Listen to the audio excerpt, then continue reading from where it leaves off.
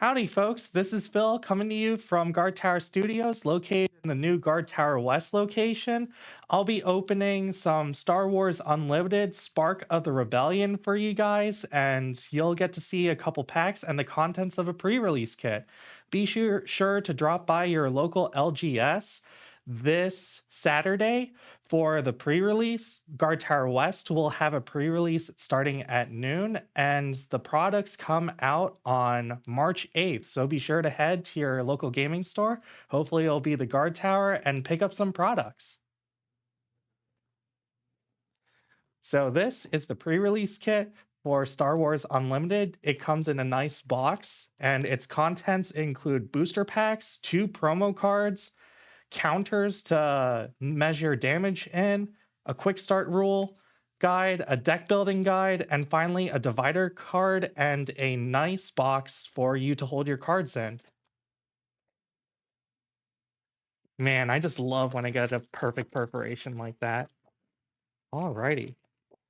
So here you see in front of you the 6 packs I'll be opening, the damage counters that I mentioned before, a sweet little guide on how to play the game, and a deck building guide for those interested in limited as a format. It'll help you on how to build your deck and stuff. And here's that sweet box that you could put your cards in. Now I gotta say, I am a pretty big fan of this. It's maybe hard to see, but there are some fine details on there. Alrighty, on to pack 1, Leia to start things off with. So in these packs, you'll get some famous characters that you may or may not recognize. We start things off with Cassian Andor from the series Andor. And he will be our leader if we choose to play with him, and a base to accompany him to help identify what color you will be playing in your deck. We have Echo Base. Other than that, some notable cards include the Wampa. And of course, we can't have Star Wars without some space vehicles, like the Alliance X-Wing. Now, something notable about Star Wars Unlimited is the fact that you have ground units and space units. So it's really interesting to see a game that breaks down the zones like that. Only space units can attack other space units, and other ground units can only attack ground units. So I think that's pretty sweet. And for those of you that watch Star Wars Rebels, this little cutie chopper going out to commit some war crimes. Man, he committed way too many war crimes in that. Did it with a smile, too. I can't believe there are droids like that out there. All right, pack 2. We got Chewbacca this time.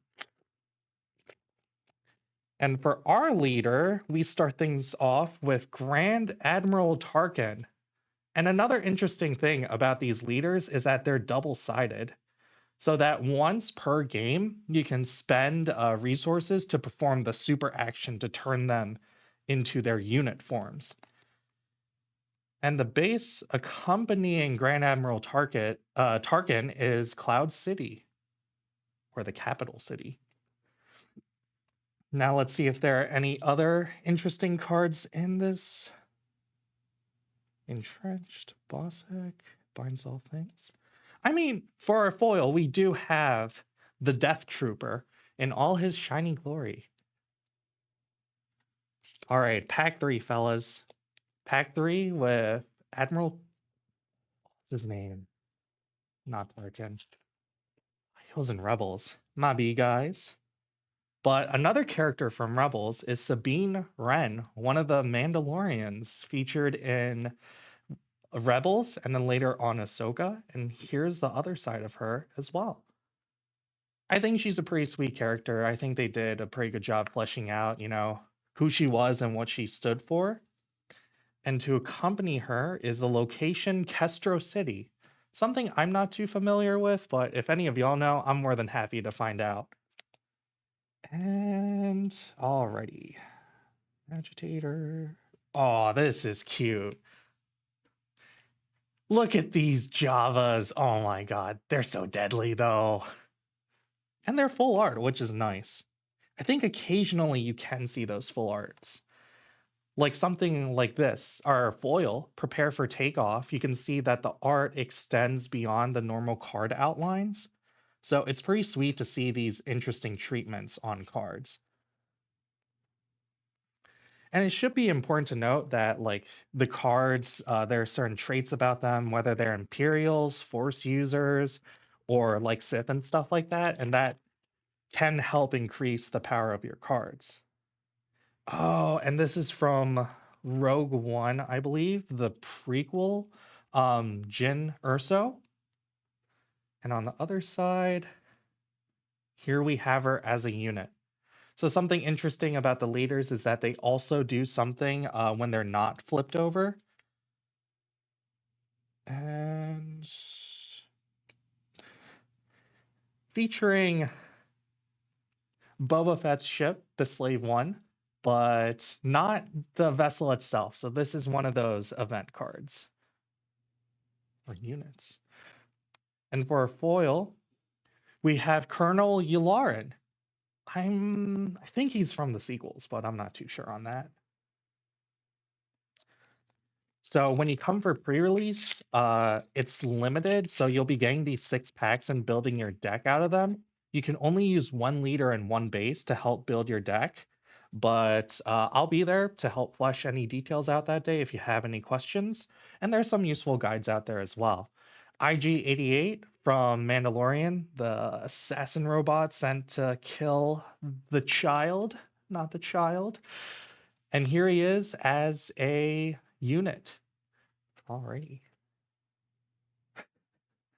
I don't know what these guys are called, but it's just funny to see this unit also featured in the pack. And finally, for our foil, we have a patrolling V-Wing.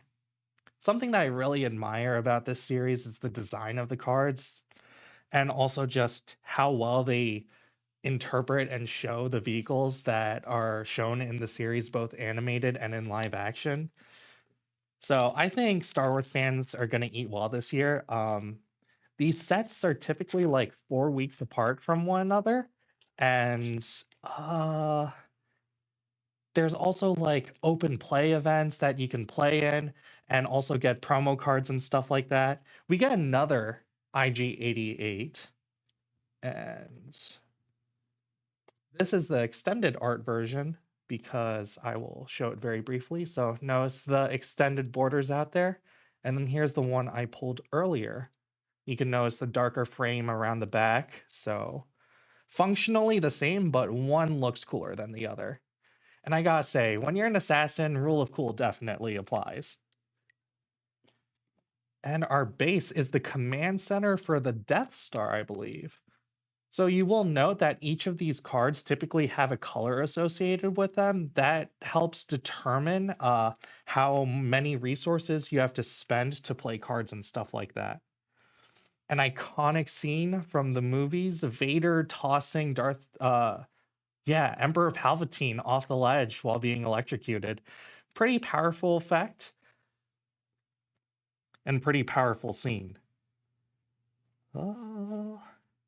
And finally, to wrap things up, we have our last foil, the 2IB surgical droid.